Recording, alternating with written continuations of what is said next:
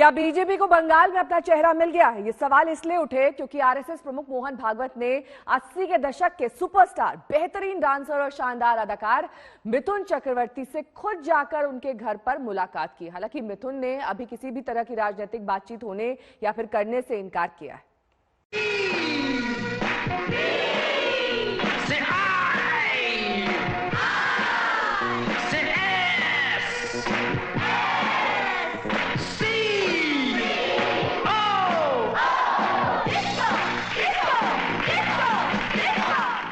कोई शक? तू चुनाव लड़ेगा? हम साहेब? हाँ, तू चुनाव लड़ेगा? अगर आप कहते हो तो ठीक है, लड़ जाता हूँ। वहाँ पे सीएम उम्मीदवार भी हो सकते हैं, ऐसा भी कहा जा रहा है। अच्छा, नमस्कार। पता नहीं मिथुन चक्रवर्ती बंगाल में बीजेपी का चेहरा बनेंगे या नहीं। पता नहीं मिथुन चक्रवर्ती बंगाल में बीजेपी की ओर से चुनाव लड़ेंगे या नहीं। पता नहीं मिथुन चक्रवर्ती को बीजेपी बंगाल में सीएम पद का उम्मीदवार बनाएगी या नहीं। मगर मिथुन से सीएम पद पर हुए सवाल और सवाल पर मिथुन की मुस्कान कमान बन गई है। इस मुस्कान रूपी कमान से टीएमसी के लिए तीर निकलेगा या नहीं, ये तो बाद की बात है, मगर तुक्का यही है। इस तुक्के को ताकत तब मिल गई जब संघ प्रमुख मोहन भागवत खुद बसंत पंचमी के दिन मिथुन चक्रवर्ती से मिलने उनके मुंबई वाले बंगले पर पहुंच गए। अंदर मुलाकात हुई, क्या बात हुई ये तो वही जाने। लेकिन मोहन भागवत के जाने के बाद जब मिथुन सामने आए तो उनकी मुस्कान बहुत कुछ कह रही थी। पश्चिम बंगाल में अभी चुनाव है, तो ऐसे में बहुत सी अटकलें लगाई जा रही है कि मिथुन था वहाँ पे।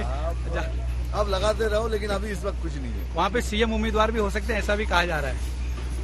अच्छा, नमस्कार।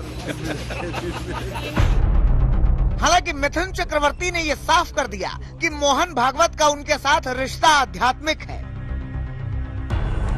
मेरे साथ उनका एक स्पिरिचुअल रिलेशन है और बहुत गहरा रिलेशन है स्पिरिचुअल।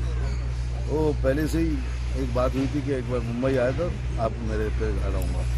तो ऐसा हो गया कि मैं लखनऊ में शूटिंग कर रहा था, वापस आया, वो भी बॉम्बे में थे, तो मतलब ऐसा हो गया कि जुड़ गए हम, तो इसलिए आए। और जब घर आए किसी को इससे अंदाज़ा लगा लीजिए कहीं ना कहीं तो मुझे प्यार तो करते ही होंगे और फैमिली को बहुत प्यार करते हैं। फिर आए, बोला कि नागपुर सबको लेके आओ, तो इसीलिए एक ही बात है और कुछ नहीं। ब्रेकफास्ट किए, कोई नो राजनीति नथी, इसको जोड़िए माते। मिथुन चक्रवर्ती बंगाल के लिए कल भी सुपरस्टार थे, आज भी सुपरस्टार हैं।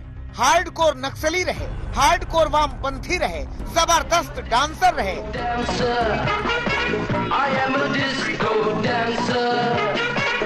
जिंदगी मेरा गाना,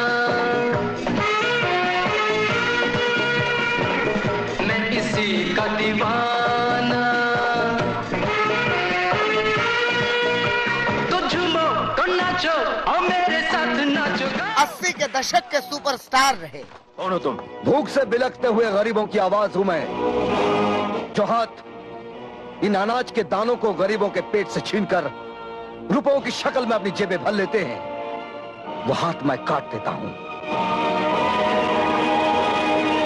यह अनाज नहीं बल्कि गरीबों की जिंदगी की सांसें हैं। बंगाल की जनता के दिलों पर मिथुन ने बरसों बरस राज किया और एक दिन टीएमसी के हो गए।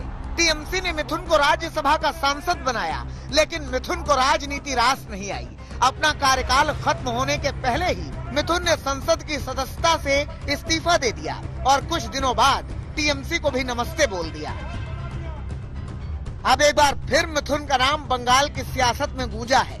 सवाल उठने लगे हैं कि क्या बीजेपी को बंगाल में जिस चेहरे की तलाश थी वो मिथुन ही है। मैंने कहा ढेर सारे नेता है, यहाँ का मुख्यमंत्री बंगाल का धरती पुत्र ही बनेगा। मिथुन का अपना अंदाज है, ये अंदाज बंगाल की जनता के मन में धंसा हुआ है। जाहिर सी बात है कि अगर मिथुन बीजेपी में आए और बीजेपी की बल्ले बल्ले हो जाए तो आश्चर्य नहीं होना चाहिए। कोई शक? मुंबई से सौरभ वक्तानिया के साथ आज तक ब्यूरो।